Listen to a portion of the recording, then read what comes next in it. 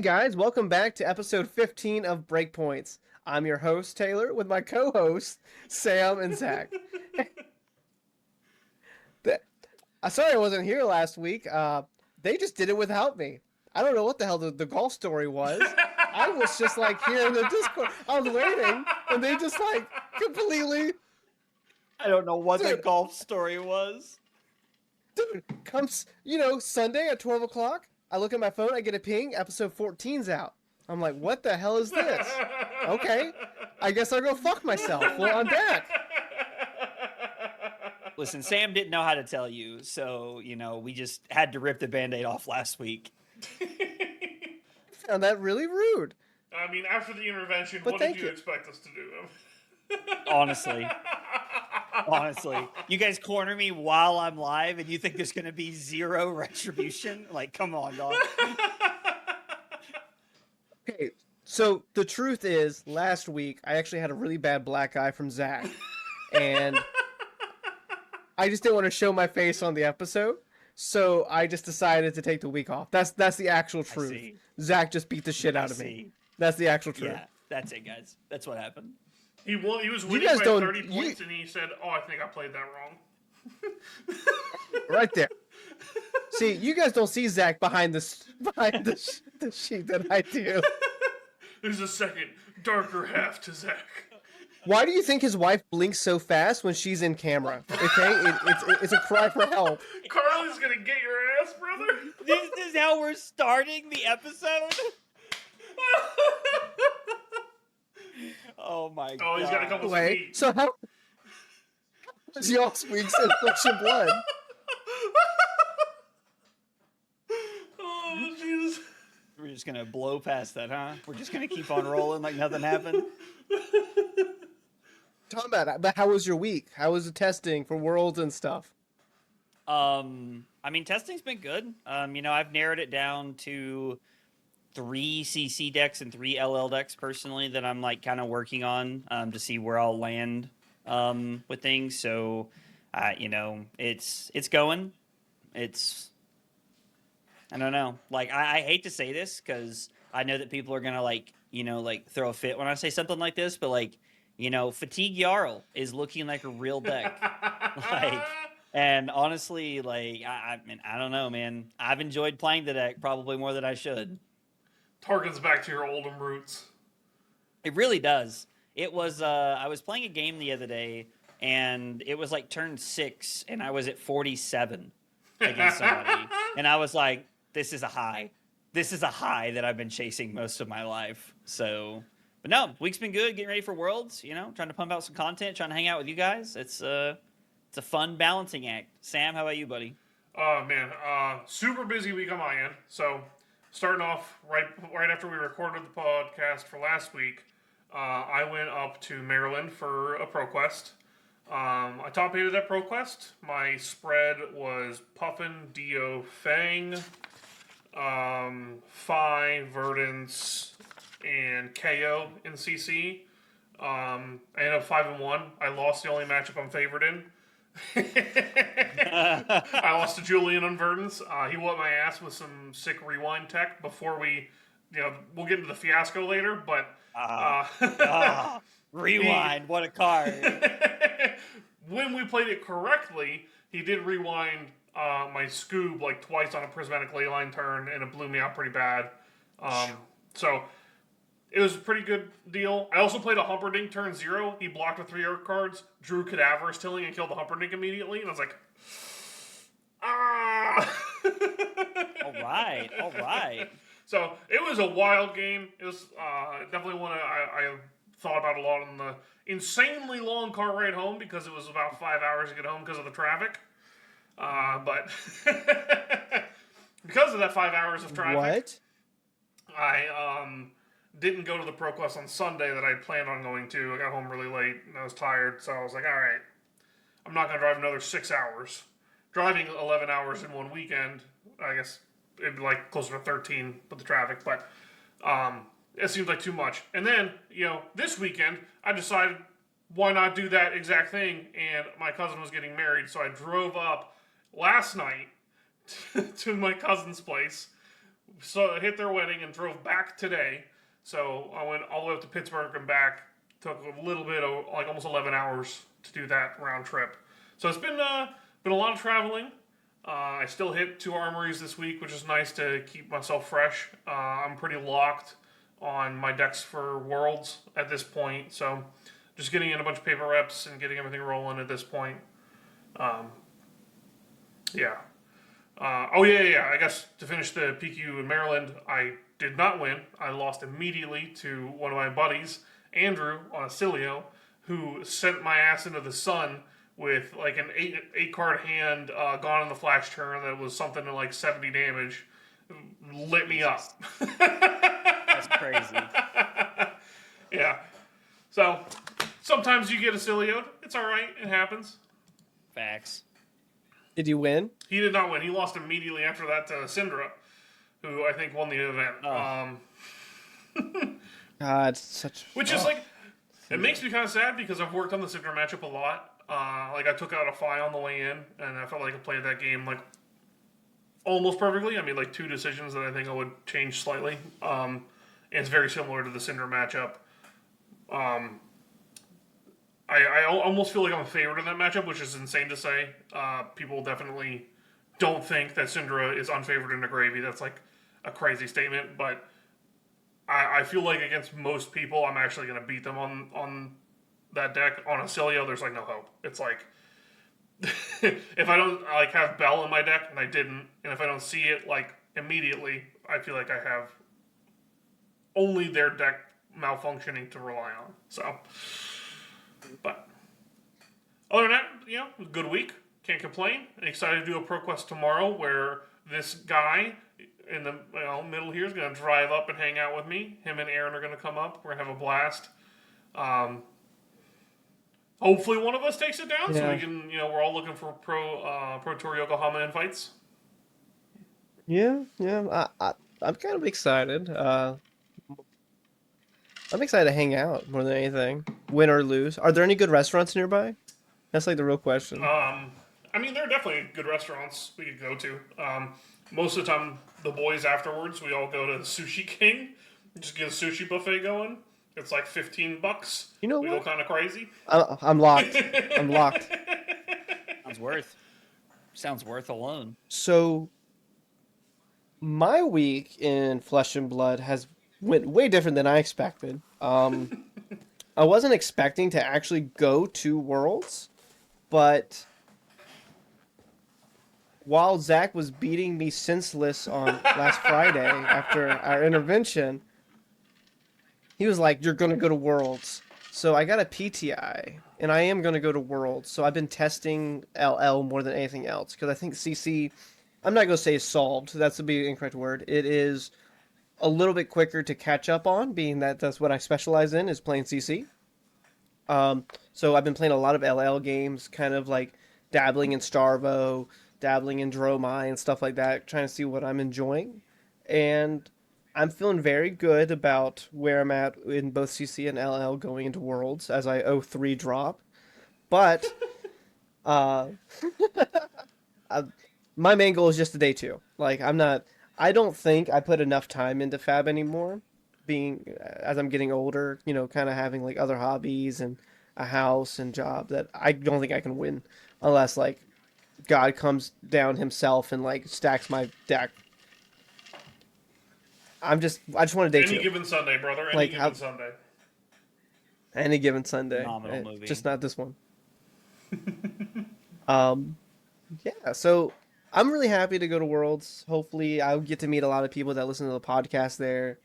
Give them like little kisses on the cheek if they want it. Oh, dude. Just stuff like that. When I was up at the ProQuest on Saturday, so many of you guys came up to say hi to me and like talk about how much you like the podcast. That was fucking awesome. It was absolute delight. It was like, I swear to God, it felt like it was like half the room came up and said hi and talked about that. I met the guy who did the logo for Breakpoints. Like, that was cool. Random. It was sick. That's awesome. Yeah, he was my round 3 opponent too. So we got to have a good chat. Did you like throw a snatch and you're like, Breakpoints? And they're like, ah. And that was that was just it. That was an awful joke you're laughing at. Thank you. That's awful. Dude. That's so bad. Thanks. It's way better than the awkward even... silence afterwards. Then you have to like cut the whole thing. I saved you like 10 minutes of editing on that one. What I'm gonna do is I'm just gonna take your laugh and just like edit it. So if there's more than like 6 seconds of silence, it's just gonna be your laugh for 6 seconds. Please, that's how we're gonna please do that. At all points of the episode, please. It's like, holy shit, Sam was a funny man this week. Oh my god, dude, he's laughing at everything. What's happening in this podcast? It's 34 minutes of talking and 12 minutes of Sam laughing. It's just how we drew it up, fellas. Just how we drew it up. But speaking of these ProQuest events, if you guys are wanting to improve, we've got 2 things to talk to you about. One, Breakpoints is sponsored by Codex Journals. Zach's always got that guy handy. If you guys need something to take your notes on for games, it's a great way to do it. Talk about, what went on in the game, your life totals, who you're playing against, a lot of good things to keep track of. It's a great way to help you improve. And alongside you so much. Buy me. Use code Breakpoint to save 10% at checkout. You'll win more games. How was that? I feel like... Actually, I'm gonna be real with you. I might be able to podcast again next week after that one. He's back. He's back. And on top of that, we're sponsored by Fablazing. If you really want to get data on very specific things, it's an awesome tool. I used it this week to retool my deck a little bit. I noticed that there were some really interesting data points on allies that I don't normally include that I'm going to try out this weekend. And I'll report back and see how it does. There's a lot of really cool deep data. I'm finding like decks and archetypes that I wasn't super certain were even playable, and people are winning on, and something like new to test. So you can go really deep in the data and find some cool stuff. Yeah, that's what I want to hear. Oh yeah, love data.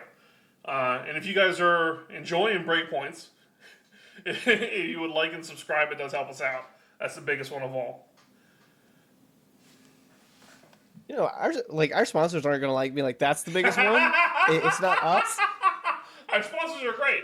What the fuck? I wasn't gonna say anything. I was just gonna let it go. He said that, and I was like, probably not what you follow up with after the people that actually sponsor us and give us money. And shit. I was like, hey, whatever, Sam. I was like, yeah. All right. For himself. All right, Taylor, I gave you some more editing to do. I took away some. Yeah.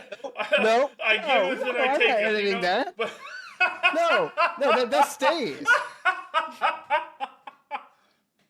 You're crazy if you think I'm editing that one out. Sam speaks his own words. Oh my God. Anyway, me and Zack are actually sponsored by Codex. And oh man, yeah, I say a lot of things on here. I definitely mean some of them, but talking about data, we have the first week of PQ results in. We have Gravy Bones at the top, followed extremely closely by Syndra, and after that, Verdance, Florian, Gasai, and Kano is smattering as it goes down. We're still seeing KO pop up. KO got himself 5 wins. Dash IO on 5 wins, which I think right now is kind of sleeper. This deck is putting up incredible results. In fact, we're looking at the data earlier. It's like a 56% win rate in competitive play right now. It's pretty close to where Verdance is at. Your worst matchup in Florian is getting torched by the rest of the top of the meta. It is a bad matchup into literally the top 3 winningest decks. So that's my sleeper pick for it. But one of the things I want to bring up that I thought was super interesting is that Kano has 6 wins. If Kano repeats this process for every week going forward, he's gone. He won't be here for Worlds. It will finally be free. You can take that 3rd piece of Arcane Barrier out of your deck forever. It's incredible.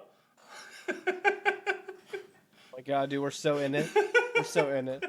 Listen, I think everybody very clearly knows how I feel about Kano. I would never play the deck, even though I have it sleeved.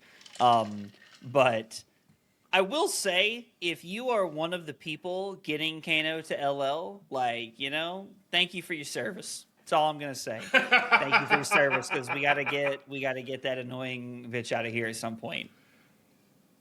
I mean, to be fair, I do have it sleeved for tomorrow's ProQuest, Sam. I'm packing hate. I'm not saying There's going to be multiple Kanos there, whether you play it or not. So I'm packing the wizard hate for tomorrow. I'll tell you what. Sam said, "I don't care, dog. Bring it."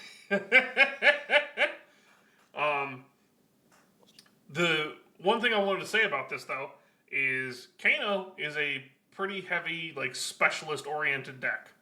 Most of the people that win on Kano have been playing the hell out of Kano. Those people can't play anymore. Is it going to keep up this kind of pace? Are other people going to pick up the mantle? I think so. Well, no, it's not that. It's that there are more than like 6 Kano players in the world. It's like, dude, it's like such a low number. It's like every Kano player, one week all right. they are done for the rest of the year. They are completely over. I'm not saying all of them, but I'm saying, like, I don't know why I did that. Maybe the best ones in that voice, have already won. And people who are really good at them aren't even playing the deck. Like, the last time I've seen Julian or Majin play Kano, I can't even remember. They're playing Verdants. So you're saying that all the Kano specialists aren't playing Kano, so your whole entire sentence now is invalid. What is happening here, Sam? There's other specialists, people who are really good at the deck. All right. We'll sit here and spin our wheels about Kano all night. Let's go back to something else that Sam said a second ago that really stood out to me. Sam mentioned Dio being the sleeper pick. I think that Dio is in such a good spot right now that the other day I decided to test Dio. I haven't played Dio since she came out. I just want to make that clear. But I've had a few people reach out to me and ask me if I'm scared of playing Dio at Worlds because Florian is doing well at ProQuest season. I think that a lot of people overtake ProQuest data so much and they let it rule how they think about the game sometimes. I'm not saying we should ignore ProQuest data. Gravy winning the most amount of ProQuest is a pretty good representation of Gravy probably being one of the best decks in CC. But Florian had the 3rd most wins, and I don't think Florian is a deck that you should be uber scared of at Worlds, because I think a lot of the good players are going to realize that Florian is in a bad spot at Worlds because Verdance and Gravy and Syndra are all very, very impactful decks. So even though Florian's probably one of your worst matchups as Dio, I'm trying to tell people that I think if you're worried about playing Dio because of hard fatigue decks or something like that, and yes, I know I mentioned Jarl fatigue earlier. I'm not just pedaling to pedal It's here. the side. Dude, this guy is just yeah, I'm not pedaling to pedal. God. I'm being serious. I actually think that Dio has a real place in Worlds meta, specifically. Yeah. Oh, for sure. Especially if they're playing against Fatigue Jarl round 1 with the guy with the red headband. I'll see you on camera. He's My name's Bandana Man. Yeah. Remember this when we play. Yeah. That's exactly what I was thinking too. It's anyway, my best matchup is actually really good right now. So I literally, it is so good. in the middle of that, I looked over and I see Taylor smirking and looking side eyeing his camera, and I'm like, "Damn it, Taylor! Just let me finish what I'm saying." So, Oh my god. I think I kind of want to bring this up because this is something I heard brought up a ton when Aurora was top of the metagame. The deck is so popular, it's not even converting at a crazy rate. It's just so many people are playing it. It's getting the wins. It's converting just on sheer numbers. By the data, I don't think Gravy should be winning the most. Talisher data is skewed. People who play Gravy a lot, are maybe better than your average Talisher player. So maybe the win rates are a little bit different. But do you guys think there's any truth to Gravy is just so popular that he's getting a lot of these wins? No. I think Gravy is just such a polarizing deck that you can show up to a 7-round tournament and hit 6 of your polarizing matchups and just win a ProQuest. I think that his win rate at a ProQuest level is probably insane, because round 1 you're going to get paired into some, Bolton to round 2, you're gonna get paired into Jarl mid range. Round 3, you're gonna get paired into some dude playing Verdance, and then your deck is just so insulated from the Goober decks that you just beat any Goober deck. Polarization is such a big deal. I think that's exactly it. Like, you're on a deck that beats the Goober decks. And ProQuest meta is not what I expect, like, Nationals or Pro Tour or Worlds meta to be. It's your local meta with people who are showing up because they wanted to hang out on Saturday afternoon. Yeah, no, I completely agree. Like, I'm going to Sam's locals armory, which he told me was super soft. So I was like, oh, man, Sam, you don't have to say that to anybody. Man. Oh, no. Taylor obviously didn't like, get enough of a black eye last week because he's come back ready to fight this week, dog. He's coming up to my town. He's talking shit. I have 2 weeks of smack talking to do. No. That was a joke. He keeps telling me that they're cracked, so if I like scrub out tomorrow, I can just like screenshot that he kept telling that they were the best things ever, and I'll just be like, oh, I lost because they were, Michael Hamilton was round 1, followed by Fang round 2. I'm like, oh, you got me. I mean, I think of all the ProQuests I'm going to, tomorrow's is the one I feel like least likely to win. I'll tell you that. There's some heavy hitters there, and not just talking about me and Taylor. Like, some very, very good players. Yeah, there's Victor, there's KO, there's Olympia. There definitely won't be any Olympia. That was so bad. Oh my god. What are you talking about, dude? You said some heavy hitters. I know. I got it the first time. I was trying to pull you out of the hole. Make it again. Nope. Leave me in here, buddy. Leave me in here. All right. So if Gravy is just winning on polarization, on top of other things, it's just one of the factors. What about Verdance? Verdance is here at 3rd, and by about 4 or 3 behind Gravy and Cinder respectively. This deck, in my opinion, is crazy good. Why is it not putting up the same results? I think it's just the lack of people playing it.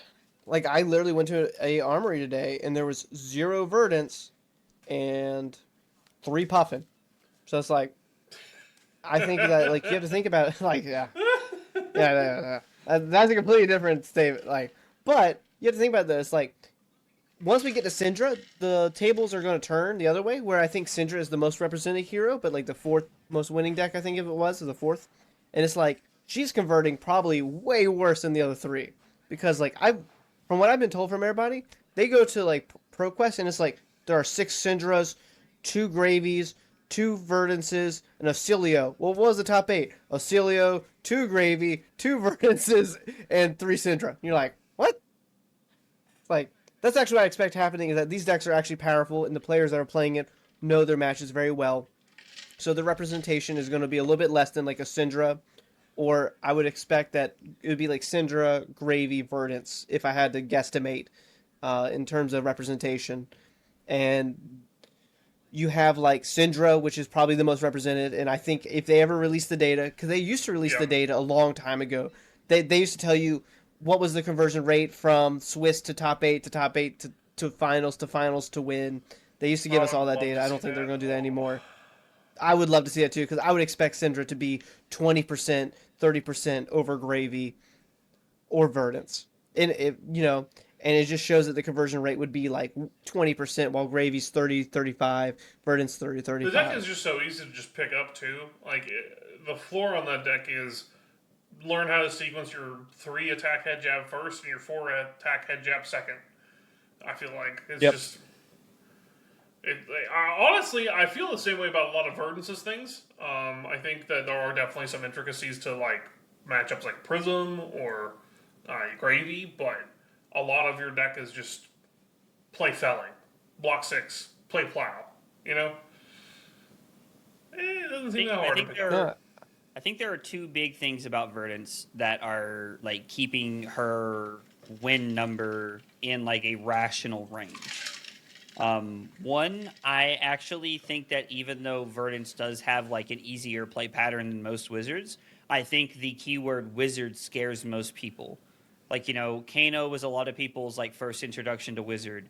A lot of people are seeing Acilio as like their big Wizard now. And so it's like Wizard gets this like combo, over the top, like hard to play class stigma. And I think that scares people from playing Verdance because they're like, oh, Wizard is really hard to play. And I'm not saying that there's not intricate matchups when it comes to like Verdance and like how she plays, but she is more straightforward than most of the other Wizards we've seen in the past. The second thing that I think is it's not really it's also about like it's more about her win percentage on new players playing Verdance than I will say people not playing her. I think there were a lot of people like me who didn't buy into Earth before the Super Slam reprints because of how expensive everything was. And so a lot of people weren't playing Verdance because they couldn't afford to drop $500 to buy plows and fellings, and I think I'm exaggerating a little bit, but that feels pretty accurate, I think. And so it's like somewhere in that ballpark of spending that kind of money, like now people are buying these cards and they've had a few weeks to learn the decks and to learn those intricacies. And even though they may be top 8ing or they may be losing their winning ends, they're not winning because the person in the finals understands the matchup against Verdance very well because of how popular Verdance is, and they may not understand all the intricacies of that matchup specifically. I agree. I mean, I like it. A big thing too are people starting to find out that Stormstriders is really good. They're only just finding that out? Yeah. They're like, wait. You can Stormstriders a Burn Bear and a Waning Moon and kill them? You're like, yep. Isn't that cool? Isn't that cool? Isn't that cool? God. Yeah, I think like one of the, I guess in this in particular I can speak a lot on, one of like the best things you can do in Gravy is ask them for their Stormstriders before they want to kill you. You like present this like really juicy Avasti on an ally, and you're like, come on, just blast him. End my turn. Give me 9 more life to work with the rest of the game. It's like I feel like a huge track of like, is this person very good at Verdance or not? If they can like suss out when it's just absolutely incorrect for them to end your turn. That makes sense. Yeah. Yeah. So like when they rewind your allies and stuff. Anyway, so to the next point, let's talk about rewind. Yeah, we can talk about that real quick. So if you guys aren't aware, for about 3 or 4 hours on Friday, the judge world in Fab was on fire. No one could figure out how this rewind card was supposed to work.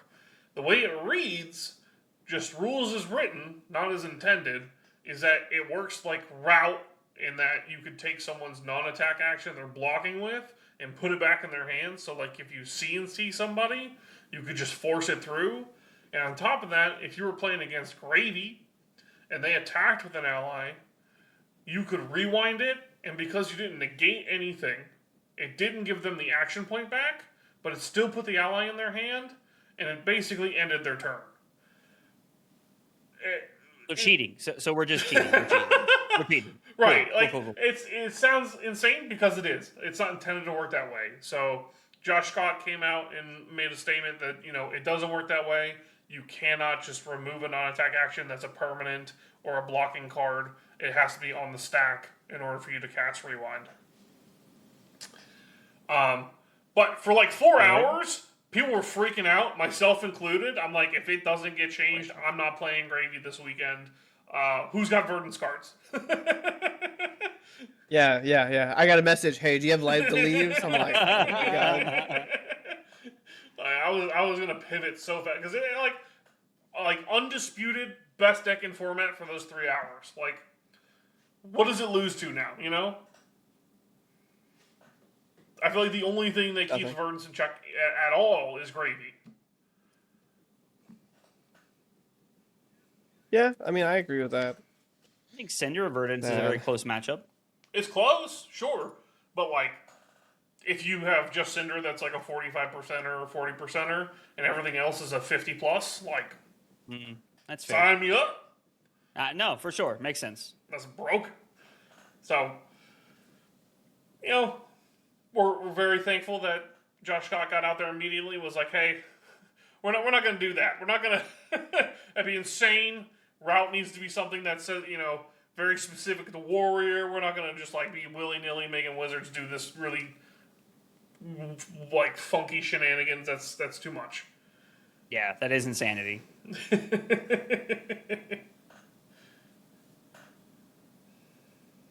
Okay, so I want to talk a little bit about what you guys think right now is the best deck in format. Because I know we kind of glanced on Dio, we kind of glanced on Verdance, Gravy. If someone put a gun to the back of your head and was like, "What's the best deck?" What would you guys say? I'm genuinely curious.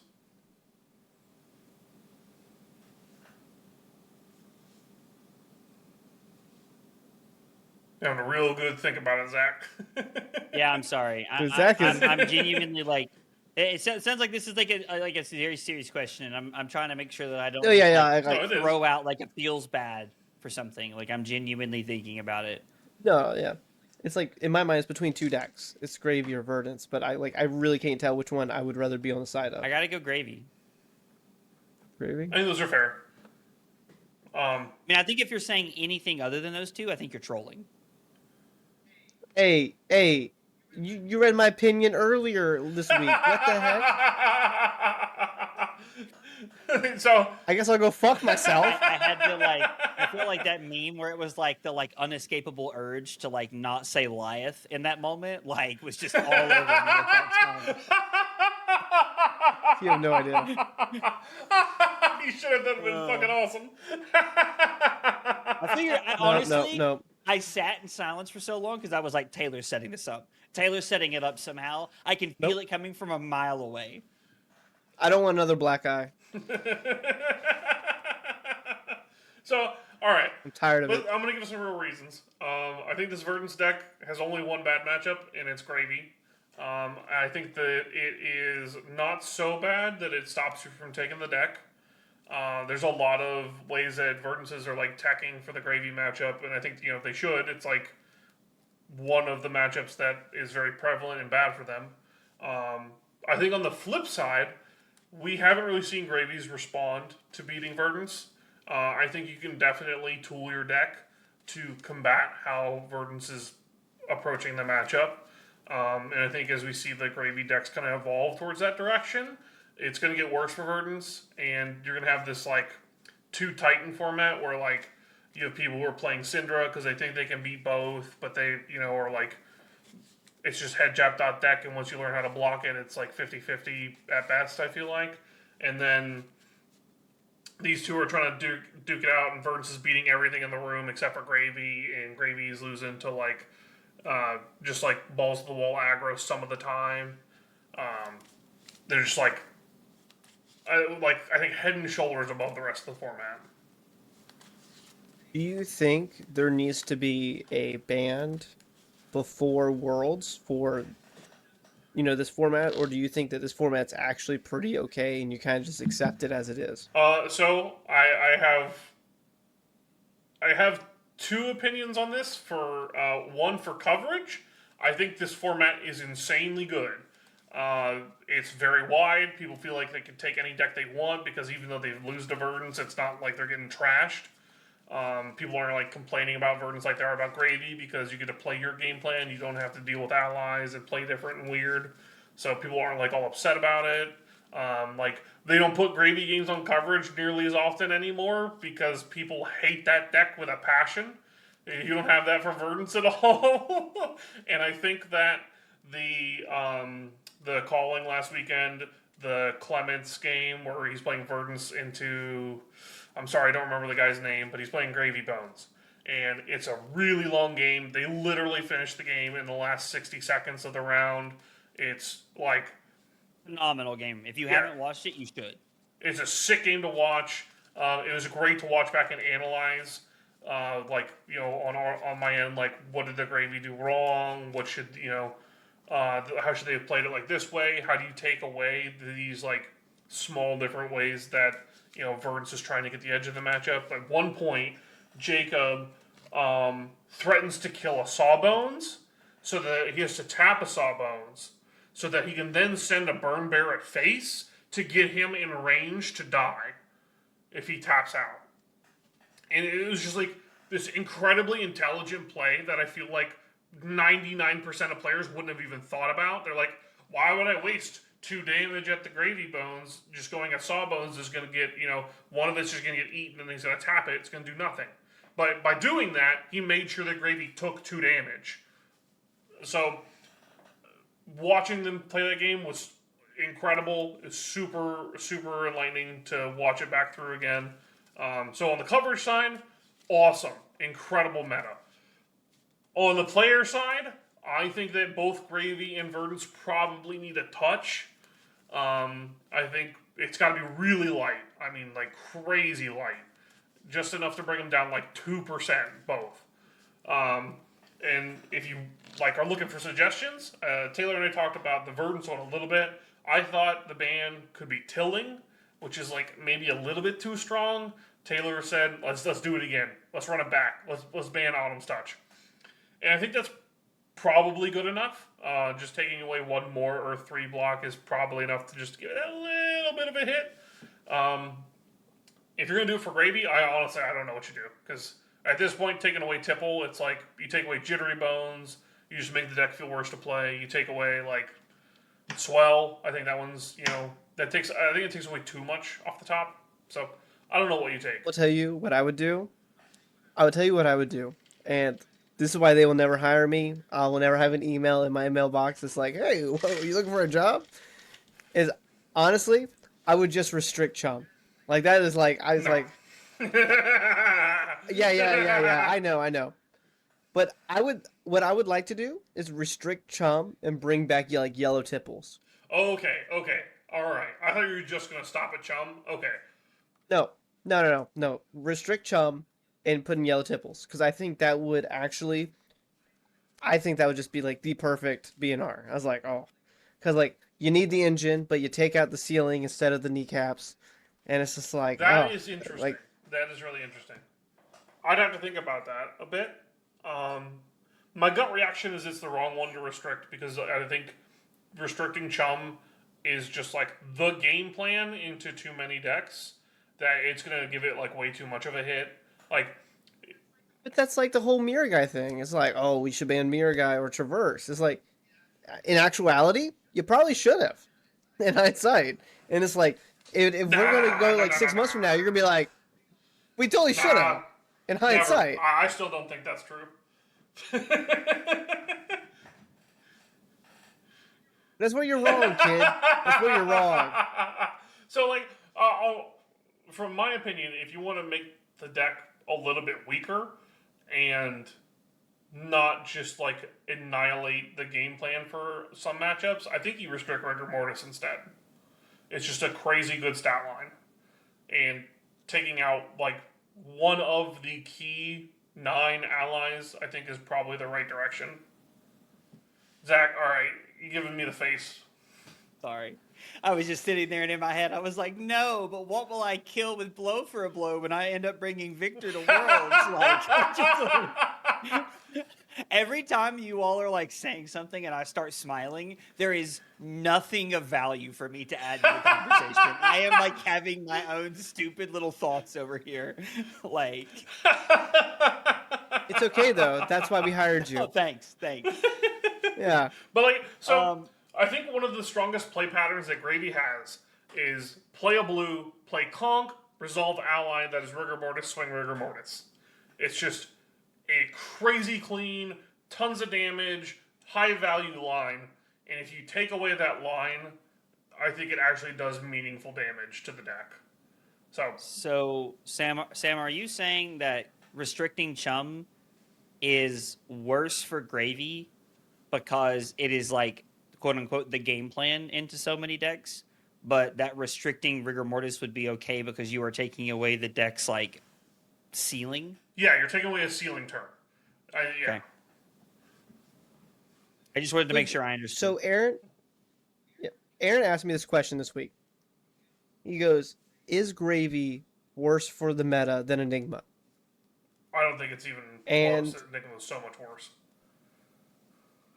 I actually, me and Aaron both agreed we think Gravy is worse. than Enigma. So Enigma just like eliminated so many archetypes and heroes from the game as like reasonable picks. Zach, what were you gonna say? I actually am genuinely curious. So I think what Sam is trying to get at is that we have a more open meta now than we did when Enigma Yes. was in the format. Enigma was in the format because she just killed so many things. Yes. And I do agree. I do think that I don't think you could disagree with that. I just think that's factual. But the meta, man, I don't know. It's a tough one, isn't it? Because like his rationale was like, it's worse because it's such a high variance that when you play against it, you feel like you just got casino rolled, right? Mhm. Enigma was very consistent. You know what the play patterns were. They are very repetitive. But Aaron was like, Gravy just stupid high rolls you with like chart the high C's and just, or it just draws an unplayable hand, or you swell reds and it's just a casino deck. But when you lose to it, you feel way worse than when you felt when you lost to Enigma, because Enigma was going to do this thing, it's going to streamline it really well, and it's going to beat the shit out of you because of it. But Gravy's like, I'll pass turn with my 4-card hand on turn 0, or it's just going to high roll you and you're going to feel like dog shit. And I was like, actually, I think you're kind of right, because like he didn't like the way that Gravy deals damage with how hard the allies are to kill. So That never happened with Enigma. go ahead, Sam. Okay, so I understand that feeling, and this is exactly why I said they shouldn't ban Tipple, because you don't get that. Like, if you don't ban the engine that is Tipple, the deck is more consistent. You needed to hit the ceiling of the deck. Tipple ban makes So restrict Chum. so like it doesn't matter what you hit. All right, so like you had to hit something. You know, Scroll dog. but like exactly like you said, if you like set a chart the high seas in Arsenal, you block 12 or whatever with your hand, chart blue sawbones off the top. You just had like a 1-card like 12. It's like insane high. So like getting rid of something like chart, I thought was actually the right way to take it. Tipple is just the consistent. It's very powerful. It's a really good card. You need to take the power level of the deck down on these like super spiky cards and keep it consistent. Then you have more of this like Enigma feeling where it's like every turn he's going to hit you with a Tipple for 1, 2, or 3 damage, swing an ally, and like he has this like crazy end game with a bunch of gold. Now you can still just do that if you have the right sequence of cards. So that's why it feels like a high roll. Like, and I do think that to a degree it's a bit overblown how big of the high roll is, because if you're playing correctly now, if you're arsenaling like Jittery, Portside, cards that you like didn't necessarily prioritize for Arsenal before that you need to now to fix these hands, then it doesn't feel like the deck has as big of a trough. Sure, you have hands where you draw like tip, Avasti, loot the hold, and no ally engrave, like on turn 1. That happens, but that still happened with the Tipple deck. Like like you could still draw that hand. Like it's not that much different. So Okay, Zach, what are you gonna say? I want to hear the retort for this. I'm like so interested. So I think that Enigma was actually the deck that was worse for the game. It was worse for CC because of how like consistently it just did its thing every single game. And they probably should have hit something from the deck. I do agree with that. Like I think they should, they should have hit something. I seriously think they should have hit something. The only reason that it did not feel that bad to some or a lot of us is because when you drew the Arc Lightning Flicker Wisp turn and there was like no major disruption, it just didn't matter. We didn't care. Like you could be doing whatever you wanted, and I was clearing the board, I was taking life, I was doing whatever I wanted to do that turn. And so it felt a lot less bad to me during that meta. And the one thing that I will say is like from a Guardian player, point of view, you could even win with Victor into that deck. You win less games into Gravy playing Victor than you do into Enigma, in my opinion. At least that was my experience with the deck. And so I think Gravy feels worse to a lot of people because there is no natural counter to it in the format. Like, we don't have Aurora to keep it in check. I played that matchup the other day. When you said a few weeks ago, Taylor, that they were, or Sam, whoever it was, that they were testing Gravy with Aurora in the format, I was like, yeah, this makes sense. Aurora kept this shit in check. And it did when I played the game in LL the other day. And I just we don't have that now. And so Gravy feels so much worse to a lot of people like me. Like, I don't know. Like, my knee-jerk reaction to your question, Taylor, was Gravy, hands down, without even thinking about it. But that was because we had Aurora, I think. Yeah. No. I agree. And that was kind of the question. Is like, it's not like which one. It's like, which one, how do you feel about it? And, of course, you said it. There was a counter to Enigma, which was just drawing a little bit better than Enigma. Gravy, I can't draw better than when they draw well. Dude, they just have 17 cards in their hand, and they just threw 3 swell, 2 tipples, and a conquer, and then in on chump. It's like, I fucking hate this. This is why it should have been shart and swell. Like, I think those are just better bans. Take the ceiling off the deck and make it have to pitch a bunch of cards to gold if it actually wants to have these crazy turns that swell enables. And Gravy's natural counter is Syndra, which is a 50-50 for Christ's sakes. So that's so there funny. is just no natural counter. There is nothing. It's strap in and have a good time. Also, do you guys think it's funny how we're going to get Aurora 2 before we get Dromai 2? Cool. So Aurora's going to have Aurora 1 and Aurora 2 before we get Dromai 2? Comments. Your tears are tasty. Aurora 2 to the fucking moon. She's gonna keep Gravy in check. Oh my god! I think the obvious, maybe not obvious. I think what will probably happen is that this re-release of Aurora will be at a lower power level and will not keep Gravy in check. No. Here's what I want. Okay, I want the same exact tech box, the same weapon, except for you tap her to make an embodiment of lightning. Yep. What? That doesn't change anything. Well, no, because then you could play walk the plank and drop the line and no, you can't. No, it's an instant. Not just look at me and say, let's make Aurora, but let's give Marlin cards a counter to Aurora. You did not just dead-ass say that. I didn't say anything. I didn't say anything. I can't. Just cut it off. I'm done. Brother. Oh, Christ. I don't know what you're talking about. I just. Taylor Crawford, ladies and gentlemen, he is one of a kind. Okay. All right. I don't know. I'm still stuck on this Enigma Gravy question. I'll tell you what.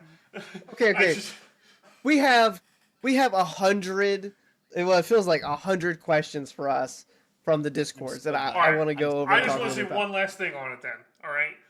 Oh my god. Enigma basically said you couldn't play Guardian, Assassin, or Warrior, and you can play all of those decks. You do know that New was 50-50 into Enigma, right? Sorry? New was 50-50 into Enigma at some points. I remember Aaron telling me that, and I trust Aaron with all Enigma things in the world. 50-50? Oh no, I think you caught him in a weak moment. 50-50? I also... Yeah. I honestly maybe just play against Bad News. Do you ever think about that? I don't know if you calling Jacob Clements bad at New? Get out of here.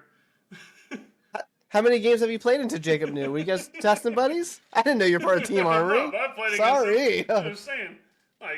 Played against plenty of good dudes. I beat one guy. I didn't even beat him. I'm favorite every time, baby. My ass. I ain't even gonna lie. Were you on New or was he on Enigma? I was on Enigma. It was in Memphis. You just shut your mouth. You literally went, I lost, but I still think I'm favored. I'm like, what is this argument? Dude, your argument is taking a side bet? What? You've never made a mistake in a favored matchup before? Come the fuck on. You think I make mistakes?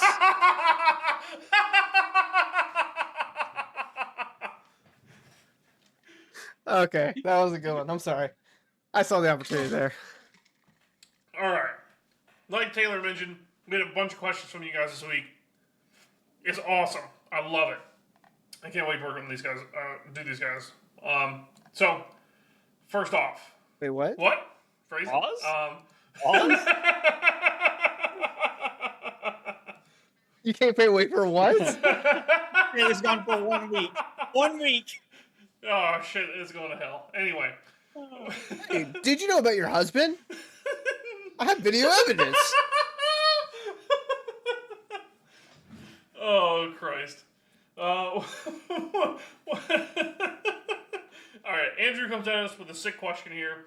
What do you guys think LSS would need to do to make formats outside of CC appealing to a wider audience? We see a lot of negative community sentiment towards alternate formats. Bullets! Oftentimes with the loudest critics being people who don't actually participate in the formats. With LSS seemingly trying to switch up the format for tier 4s, what would it take for these formats to get positive momentum and reception from players at all levels? Okay. I read one and I thought about it for a little bit. So the wider audience one and like him talking about tier 4s, I feel like are two different questions, and they're like somehow interconnected in a very bizarre way, because like what you want for the wider audience is not what you want for tier 4s, in my opinion. It's like Living Legend, in my mind, is not a wider audience format. So it's just like, but the community is going to be negative no matter what the format is. You could just like, you could literally give cards away with a $10 bill and people would be angry that it's creased. Okay? That's kind of like what you have to like learn. That's fair. That's fair. Dude, it's like, I bait half my Twitter into getting people angry. So it's just like, I get it. I was like, oh, that's fine. But if you want wider appeal, I think like a wider audience, I think it is price. Flesh and Blood is an expensive card game. It is a luxury hobby. Everyone has heard the spiel. But like I think like Silver Age, if it is a well-balanced format and they keep up with it and stuff like that, it has a possibility to go huge. As a, hey, are you still learning the format? Do you want to come play some Silver Age with me, where we're all on the same exact, even ground, and you only have to spend $10 for your deck? I mean, that would just be massive. Like going to like armories with new people, and you're like, oh, here is a literal top tier Silver Age deck. You are literally playing the best deck possible, and we can sit down and play 100 games and learn from it, and you don't have to spend any money. While in CC, hey, here's $1,500 worth of cards. Good luck. And then when we're talking about the formula for tier 4s, I do like that they are mixing it up. It like LL is better than Blitz. I mean, but it's not hard to be better than Blitz. Even LSS agrees. But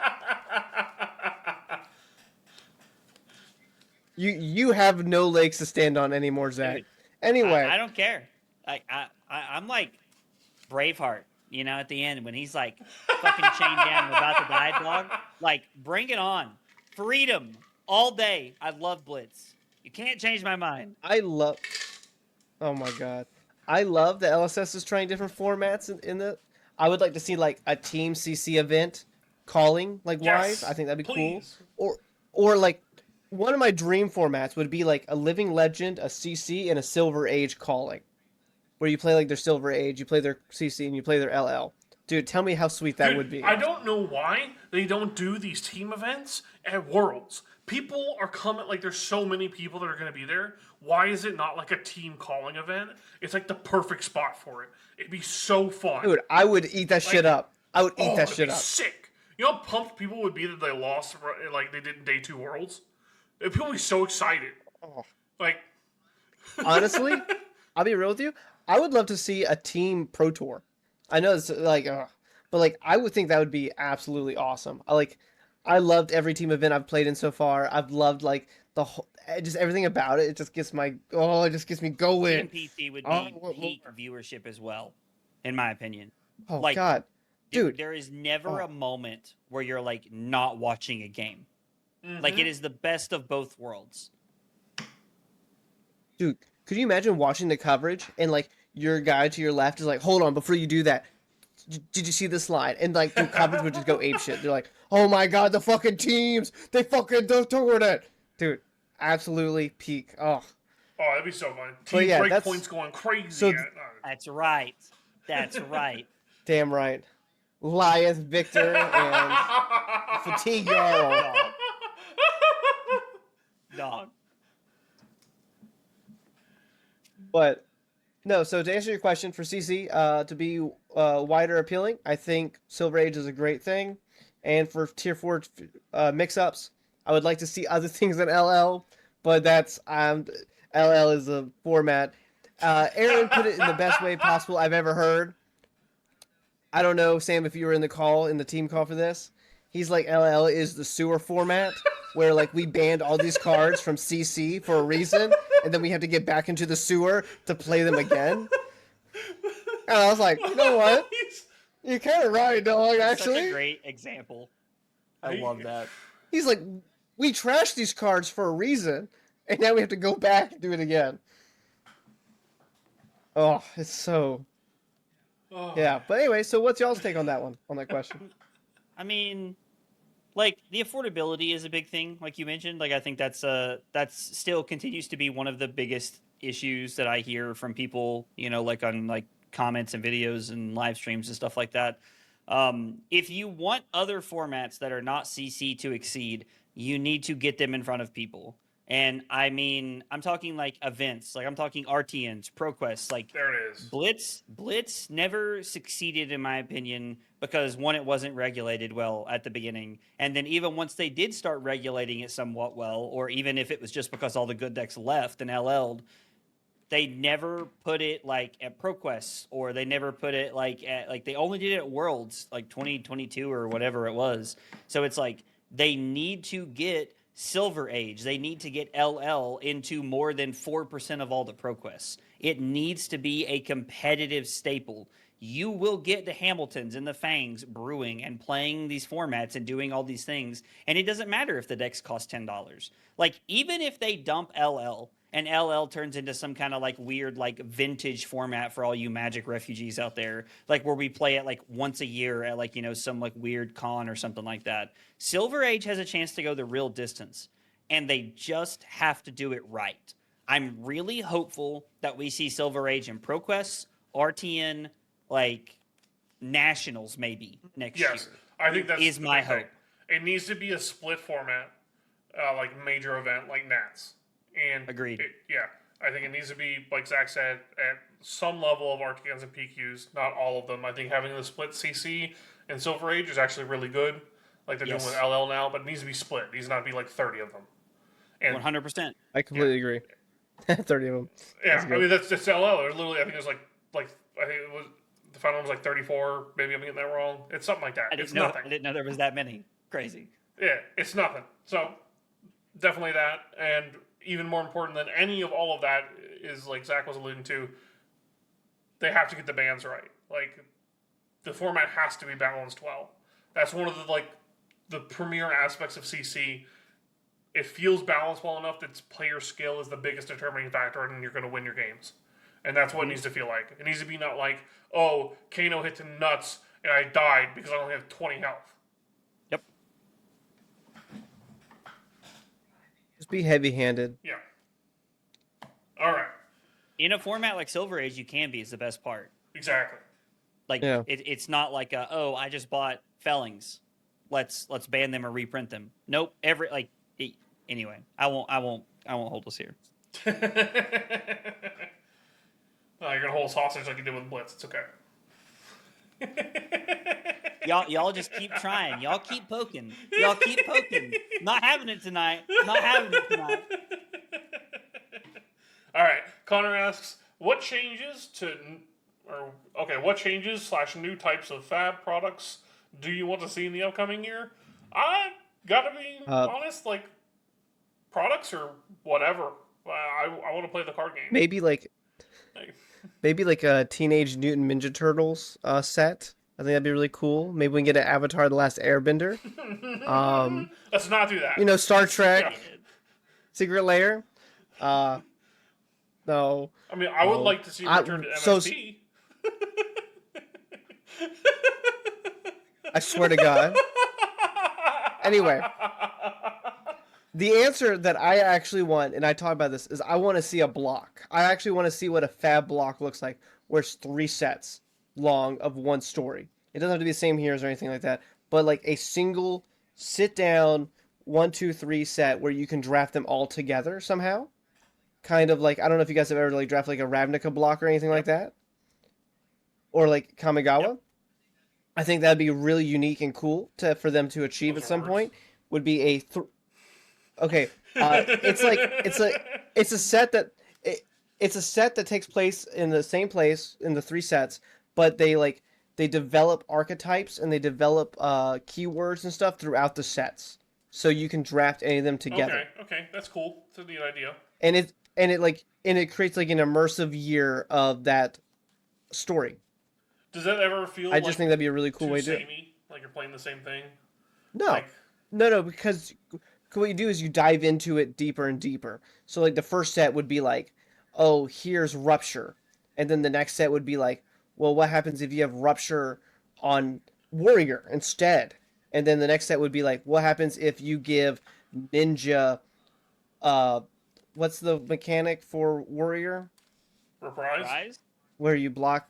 Yeah, stuff like that. So you like dig into like different archetypes and different ways of playing the same kind of things. I am intrigued by that idea. I feel like it'd be really hard to do with the talent system they have right now. Yeah. But LSS can do it. Yeah. What are your thoughts? I mean, like, product-wise, I think the game's actually in a pretty good spot. Like, product-wise, I'd never really considered, like, them doing, like, a block set kind of thing. I really like that idea, Taylor. I think that would be cool. But, I mean, like, products are in a really good spot, you know, if I'm being honest. Like, they've done a really good job of limiting cards and, like, prints and things like that over the last, like, few sets. Like, I feel like they're doing a much better job of, like, controlling print runs now than they were.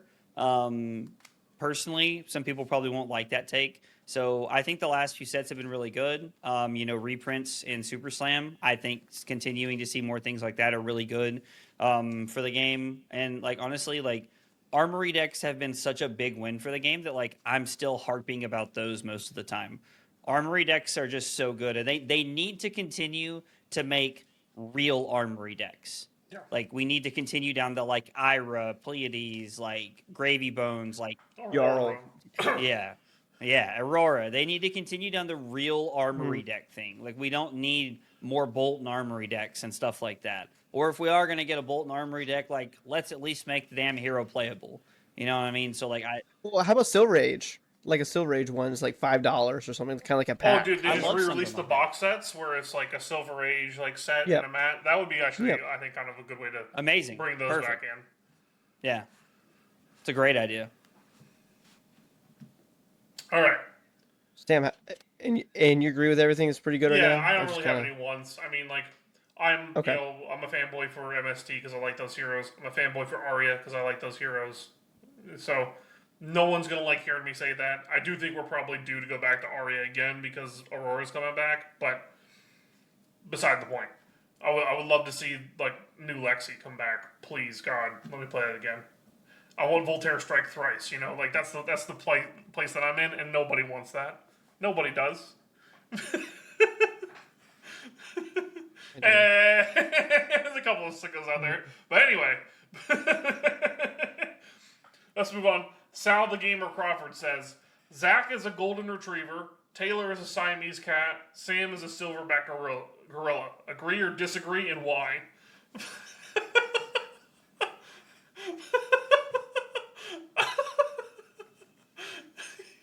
Oh, I'm ready. Zach's winding up for this one. Yes.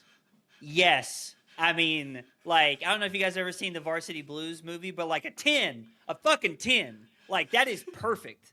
Like, so many people have described me as a golden retriever, not in like one because I'm happy, but two because I'm just all over the fucking place. Sam as a silverback gorilla is hilarious, and Taylor has the temperament of a cat. It's so amazing. He just wants to start shit for no reason. Taylor, it is. Oh my God, Sal has literally broken us down and like torn us apart. We have been like, that is our villain now. Sal is now the new villain of the Breakdown. Like, and I love it so much. Did you just get a second wind on that? 100%. That was amazing. No more questions. I'm sorry, everybody else. No more questions. We're not getting better than that. I'm kidding. But I love that. That was perfect. Do you agree, Taylor? The enthusiasm of Zack does solidify the golden retriever rumors I've been told about. So yes. All right. Sal nailed it. We got a new one here. A filthy cyborg. Excuse me. The Attack Action podcast this week brought up a point about how people who bubble from top 8 and cash aren't celebrated enough by LSS in the community. I think Zack is a really good example of the other side of the coin. People were really pumped when he got top 16 in London. What are your thoughts on this, and how can we, people/LSS, celebrate missing out on top 8 more, if that makes sense? I think that makes perfect sense. Okay. Go ahead, Taylor. Yeah. I was going to say, before we get into this question, he put, I think AB is a really good example of this. And I was like, I did not think Antonio Brown, top 16 London. Dude, it caught me so off guard for the first 30 seconds. I read the question. I was like, let's not get started on Mr. Big Chester, right? I was like, dude, tell me it's football season without telling me it's football season, dog. Oh my god. I was like, what is he talking about? Antonio Brown's out here, dude, just destroying as a Steelers fan. Oh my god, Jesus, let's not. Okay. I kind of agree. As someone that's bubbled out of numerous amounts of tournaments. As someone who's succumbed to this fate too many a time. 3 or 4 callings, I bubbled. It's just like, oh, okay. But at the same time, I think that if you do that, you are just giving a participation trophy to everybody, which takes away from the top 8 players. So I actually am on the side that, even though I am a bubble boy, is that I don't really think that's actually correct. It's because we get paid, we get the ELO, we get the PTI or whatever at the time or stuff. But it's if you give it out to top 16 or top 32, it just makes the top 8 feel a little bit less meaningful, and that's kind of what you're working towards is the top 8. So in my opinion, I actually would I kind of like the way that they're doing it. Maybe just give me a slide and the stream with a picture of my face. It says this guy top 26 today. Congratulate him, and then I can send that to my wife or something. Look, I made it. But other than that, I actually kind of like the way that they do the top 8s. How about y'all? Go ahead, Sam. Go ahead. So I was thinking it's kind of inverse is the wrong word, but I'm going to use it here. The inverse of the World Tour leaderboard, where you take people who, I guess, don't quite make the cut all the time.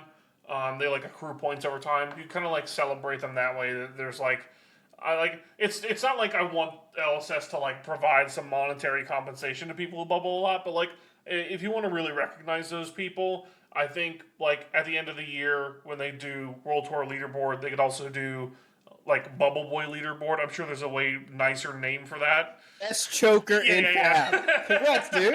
But it's honorable mentions for people who are performing really well but aren't necessarily having the best year. If you really want to do stuff like that, I don't know if it's really necessary. I'm not as far in the boat as Taylor is on you shouldn't, but I think that it's not really necessary.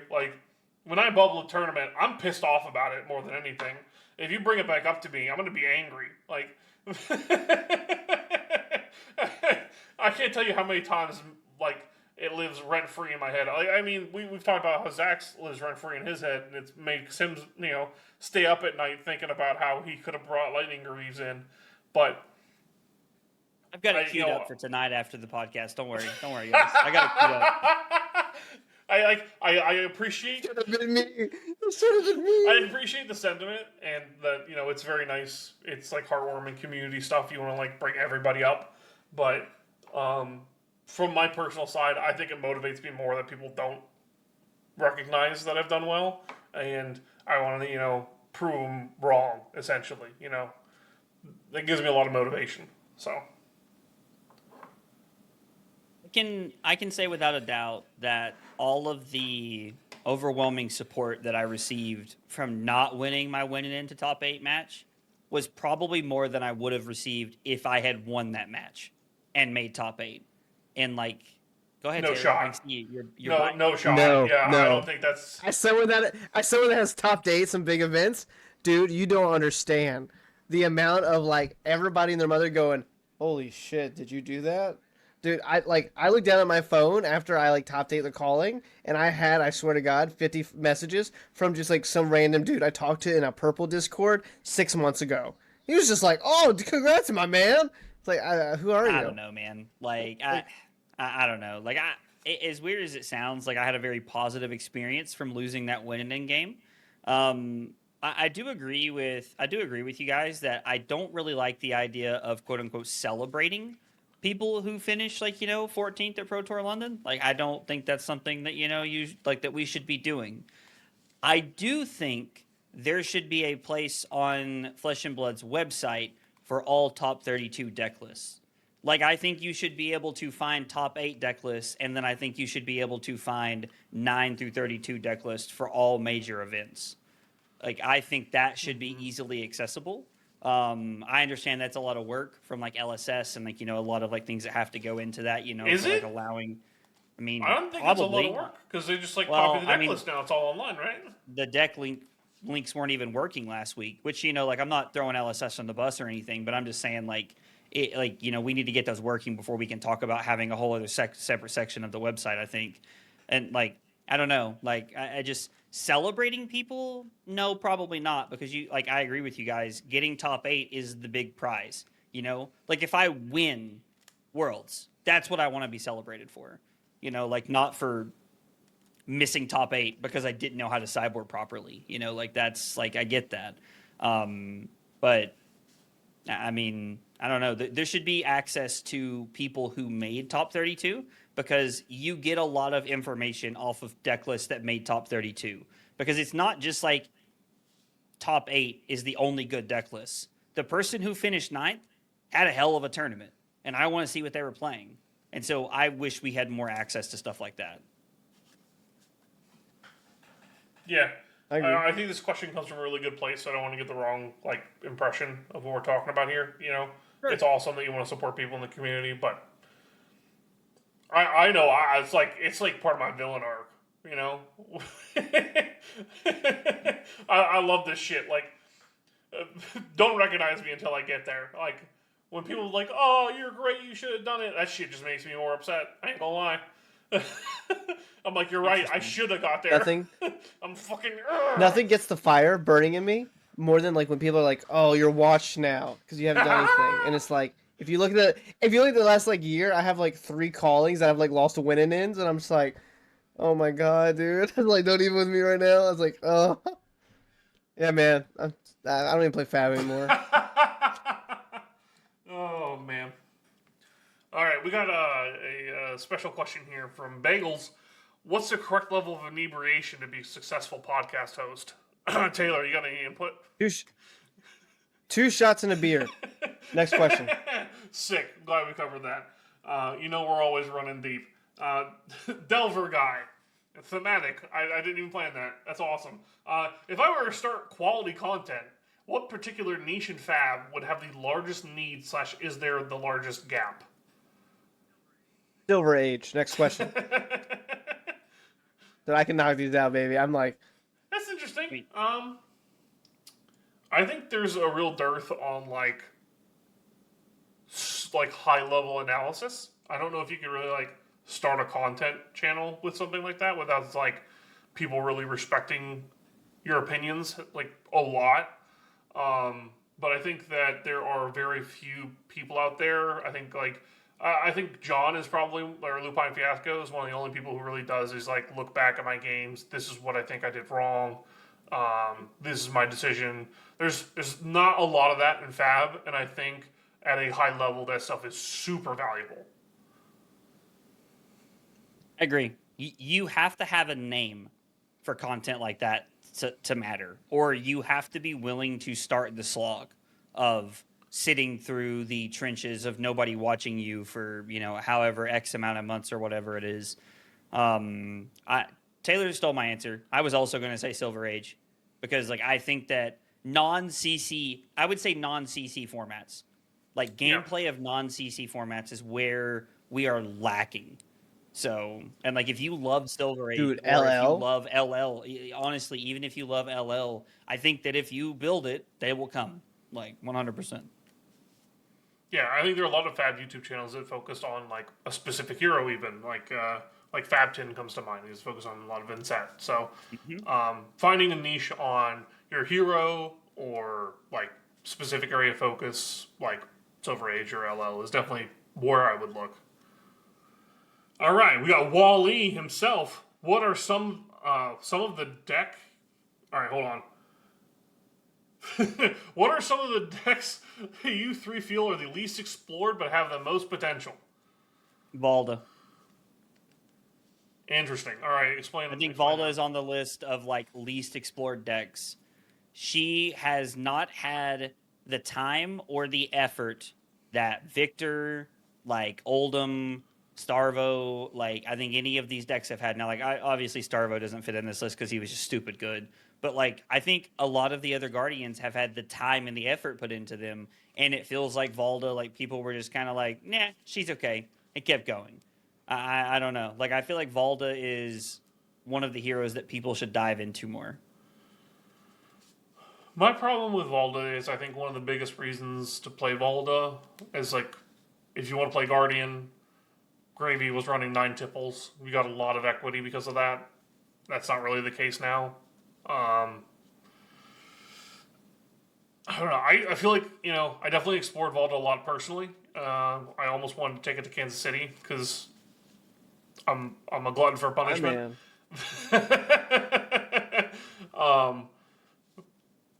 Oh man, that's interesting. I definitely see the point where you're like it hasn't been explored enough because she definitely hasn't been out that long. People definitely have put enough time into it. I just don't feel like it has a ton more potential because it's got a lot of inherent inconsistencies in the deck. Whenever you like make 3 surges and your only attack is Command and Conquer, you just want to like yeet yourself out the window. It's hard. It's hard. Mine's pretty easy. I think Katsu. Yeah, I can see that. I think I think I think Katsu's a sleeping giant. Well, I'm also really biased on Katsu because it's like one of the decks I played for like a year and a half. So It's fair. The new yellow is very compelling. It does like increase the consistency of your like go wide turns. Lets you like have one of those really long chains without popping Breeze Rider boots, which is nice. give me Art of War. Give you Art of War. I don't know. I honestly I'm gonna take a little bit more of a lame answer. I think it's Pleiades. I think that a lot of people have kind of written off a lot of Super Slam as not being extremely powerful. And I think there are a lot of things that Pleiades does that are very, very strong. It's just difficult to build a deck that does it all and does it well. Interesting that we picked 2 Guardians there, I guess. I'm not surprised. I'm not surprised. We're both Guardian players. We both like Guardian. Lyeth. It's Lyeth. It's like... I mean, there's definitely a ton of Well, actually, Taylor. there's Actually. actually a ton of unexplored room there with Oh Live, my dude. God. A ton. All right. Dot asks, if you were to make an iconic token for each of the breakpoints guys, what would your token be and why? I think Taylor's got the easiest one here. He's already got it. It's a layup. Oh yeah, it's embodiment of Uh-huh. lightning. Yeah. Have you ever seen that, No. Zach? I actually have a custom embodiment of lightning token just for me. No, I have no idea. Do you want to see it? Sure. Okay, so you guys answer your questions and I'll find it. All right. So Taylor's embodiment of lightning. I don't know. Man, this is an interesting question. Yeah, it's difficult. I think for me personally, you can go with current, and I could do like a gold token. But I feel like this like it's not really thematic, and it's not really like special. So I thought like, gold's kind of lame. I thought Spectral Shield because I love Enigma, and I really liked playing Prism back when they had Tome of Divinity in there. I haven't enjoyed playing the deck since they took out Tome of Divinity as much. So I thought about Spectral Shield. I was like, it's not quite it either. I don't really know. Here you go, Zach. Check your DMs. Yeah. If you guys haven't seen Taylor's embodiment of lightning token, you gotta come up to him in Philadelphia and ask him to see it because it's special. That thing is better than like making an embodiment of lightning and putting that bad boy in the arena. It's incredible. I don't want to describe it because I want to spoil it for you guys. You just got to come up and say hi to Taylor in Philadelphia and be like, show me the embodiment of lightning token. This is amazing. This is amazing. By the way, they're like actually like cold foiled elves for like no reason. Oh. I actually have the guy that made these is actually making me some gold ones right now. Oh, that's sick. That's fun. I'm beholding a big old gold coin. God, what token would I be? It's I'm a like hard question, rack right? It's Gold. hard. gold. For Victor. Yeah, because you're like the victor guy. Yeah. I mean, And plus that Aurora played it too in the combo setup. that's fair. Fine, I'll take gold. The boring answer is the right one. I'm sorry. I was hoping I was the confidence token. I was gonna say confidence for Taylor because he's such an arrogant prick.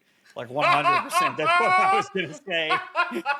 Ouch. I think That one kind of I hurts. think for me, if you want to pick one that was kind of thematic to go with the whole silverback gorilla theme, it'd be a toughness token.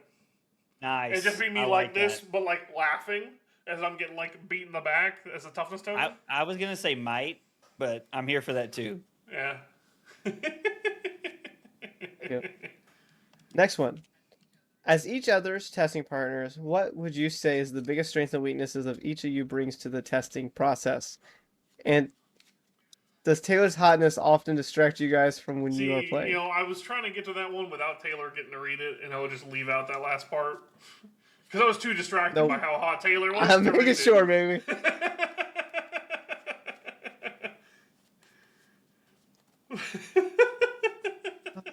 That's a good question, actually. I can shit talk we more, or all right. no? So you want a real answer? I think that what Taylor brings to the table a lot of the time is great insight. Taylor is always super deep into the data, seeing what's going on. He's got an ear to the ground for the metagame. And he normally brings in very coherent deck lists and very sound advice.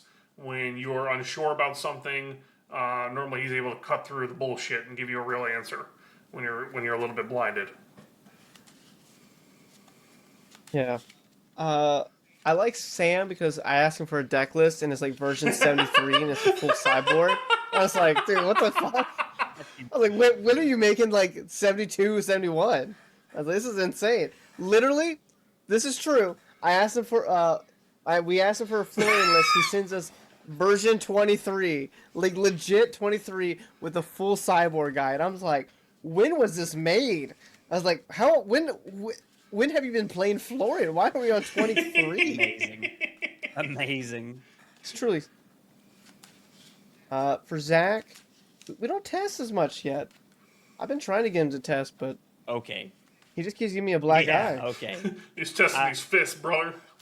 Honestly, if you want the truth, I think the biggest thing that I bring to the table when it comes to testing is like the amount of time that I'm willing to put in. Like if you have an idea or like a theory that you're like willing to like try and put into paper, like I'm very open to trying a lot of things, and I'm very open to like substituting cards and trying different strategies, and I just invest a lot of time into like playing games and putting the reps in. So a lot of people, you know, they want to play games, but you know, they don't have time because they have kids or they have this or they have something that they have to do. And I'm like, you know what? Like I'll hang out. I'll test tonight. Like I'll play games because, you know, we're just hanging out at the house tonight. So Oh, being dinks are the best, let me tell you.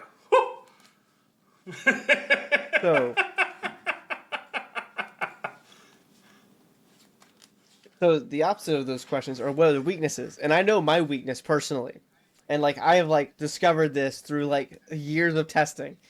It's that I feel like I can make any C tier hero look A tier, which causes this weird like inbred internal metadata to become like, oh my god, dude, like this hero is broken, and then you just like then you start basing your sideboards on it, but the hero's like 1% of the format, and you're just like, oh my god, this is awful.